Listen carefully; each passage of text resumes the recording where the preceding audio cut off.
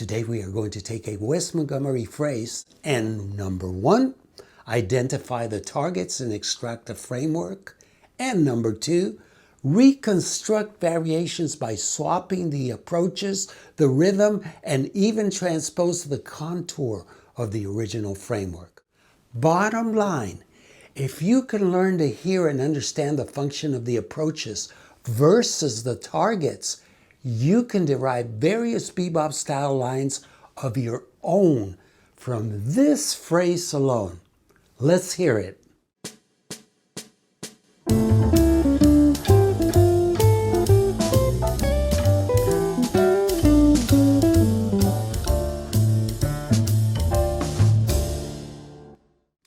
That was transcribed from the first chorus on Wes's solo over Satin Doll off the album A Dynamic New Sound. Before we begin reverse engineering, let's examine the notation. At the very top you can see the chord progression the line is played over. Right above it in Roman numerals is a harmonic analysis of the function of each chord within the tonality, as well as the scale that most likely generated the chord and its melody. The arrows below the chords depict the approach notes resolving into targets, which are the circled scale degrees. Notice that the approach is always resolved by stepwise motion and rarely lasts more than an eighth note. What we are doing here is breaking the phrase into small cells, usually 1 to 3 approach notes, that lead to a specific target tone, which is a chord tone or an upper extension. We can identify these cells as approach note events. If we strip away the approach notes, we end up with the framework notes that hold the phrase together. Now, you are probably already familiar with different approach note types such as passing tones and neighboring tones. But in case you aren't, I will also include a more in-depth explanation of each approach type in the download for this lesson, which I will tell you about later. I will also describe their function briefly as we cover them. That said, in this line, we can see some abbreviations above each approach note. The initial 3 are categorized as 2-note enclosures. It consists of 2 consecutive approach notes. Notice that both have arrows resolving to the target, one from above and one from below. The first note resolves indirectly due to a delay created by a second note on the opposite side of the resolution note. Also notice that the enclosure at the end of measure 1 is an anticipation resolving to G7. The same holds true for the C at the end of the second measure.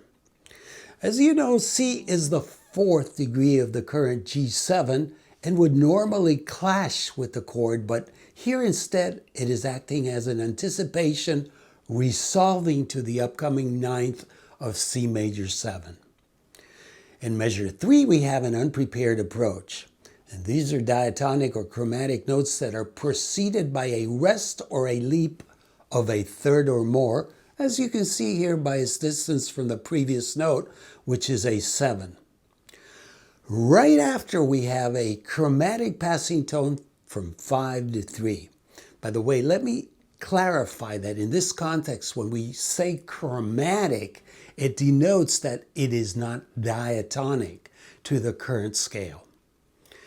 And finally, we begin the 4th measure with another approach event consisting of a 2-note enclosure. So, our first move is to strip away the ornaments and keep only the targets. And here you can see the extracted framework. All the rhythms and approach tones have been removed. Listen to how the raw foundation sounds.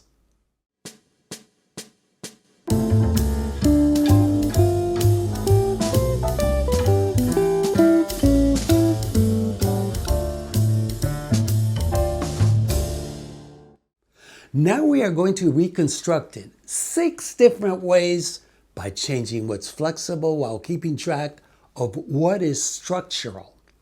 Towards the end of this lesson, you'll get to hear how they sound back to back so you can better appreciate their evolution. In this first variation, we keep the same framework targets but change the approach notes. This is the most direct vocabulary builder. Same destinations, new routes. Here we are exchanging the 3 initial 2-note enclosures for double chromatic approaches from above to the target. In the 4th beat of the 3rd measure, we have a different unprepared approach. While in the original we had a chromatic resolving to the 5, now we have a diatonic 4. This is also the case with the passing tone that follows. Finally, on measure 4, the enclosure resolves from below and above instead of the opposite in the original. Listen to how it sounds.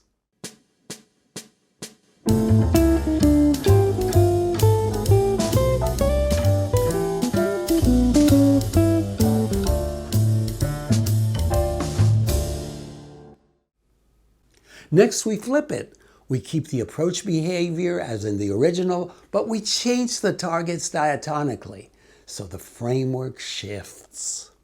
We have transposed the contour of the original phrase down a diatonic 3rd. If you go back and examine the original, you'll note that it started on A, which is the 5th of D minor. Now it begins on F, its minor 3rd. Listen to the new phrase.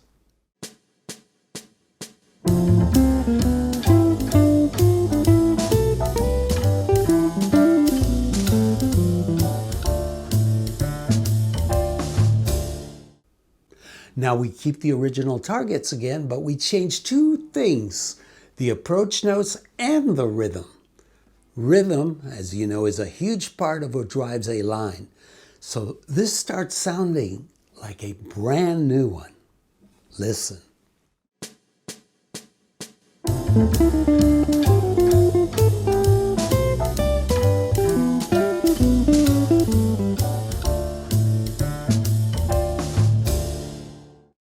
Up to now, we've been changing the line while staying in the same basic harmonic environment. That is a major tonality. Now we change the color using modal interchange, that is borrowing from the parallel melodic minor mode. We are now repurposing the phrase to use it over a minor 2-5-1. Listen to how the color shifts, but the approach to target logic still holds it together.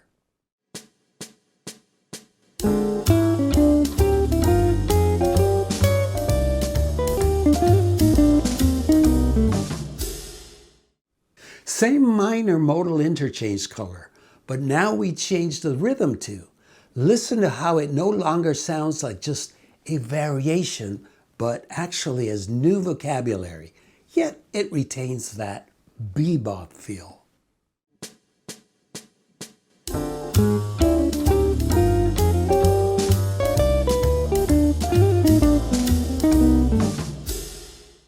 For this variation, we have modal interchange to minor, plus we are diatonically changing the targets. So now even the framework moves, but it is still guided by the approach note events.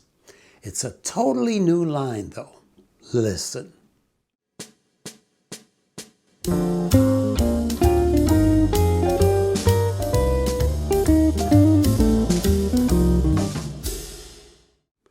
Next, I want to play the original West Montgomery line and all 6 variations back to back. But before I do, if you want to go deeper with this method, I want to tell you about the special study package I've put together for this lesson. You can download it for a nominal contribution, and it features a 24-page PDF booklet with detailed explanation of all the theory behind what we just did, including a section on how to identify every type of approach note. Also 5 West Montgomery phrases, each analyzed with 6 reconstructions in standard notation and tab. That's 30 phrases. In addition, you get MP3s of everything and band-in-a-box files with all the variations so you can practice along. So if you want the full package, grab it using the link below. It's the fastest way to really internalize this without guessing.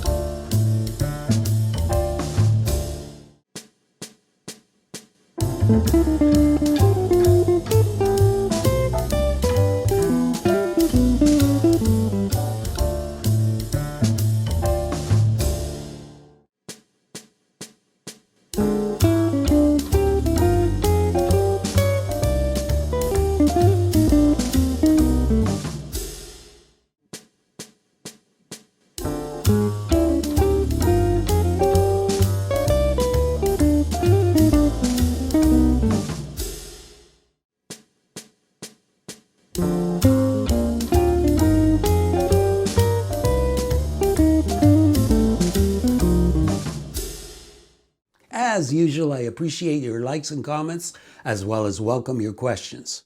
And if this is your first time on this channel and you enjoyed this lesson, please be sure to subscribe. I look forward to another info-filled lesson real soon. Until then, you know the drill. Practice, practice, practice. Rinse and repeat. See you in the next one. Shalom. Hasta la vista.